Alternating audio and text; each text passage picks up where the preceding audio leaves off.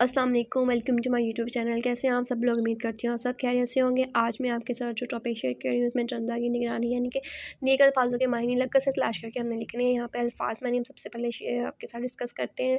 इसमें पहले आएगा सैर सपाटा यानी कि सैल करना, दूसरे का आ जाएगा गलबा बांटना, फिर पूरी कशिश अपने मंजर की जानिब, सियाल पहनने वाला, और नीचे मायने आएगा खौफ और जिसामा। ठीक है, नीचे है तो इसमें दिए गए अल्फाज को जुमलों में इस्तेमाल करना है। इसके पहले जी जो अल्फाज है सैर सपाटा, बच्चों को सैर सपाटे का बहुत शौक़ होता है जी। के सियाह अलावा एक सियाह मादा है। हमवार ये सड़क बड़ी हमवार और खुशादा है। मुद्दतों बाद में अपने दोस्त से मिला, मामला सोच विचार से मामला हल किया जा सकता है। इस तरह से ये हमारे टॉपिक कंप्लीट होते हैं। आई होप सो आपको मेरी वीडियो पसंद आई। हमें वीडियो पसंद आई मेरे चैनल को जरूर सब्सक्राइब करें, बेल आइकन को जरूर प्रेस कीजिएगा ताकि मेरी न्यू आने वाली वीडियो का नोटिफिकेशन आपको मिल सके। अपना बहुत सारा ख्याल रखिएगा। नेक्स्ट वीडियो के लिए मुझे इजाज़त दीजिए। अल्लाह हाफिज़।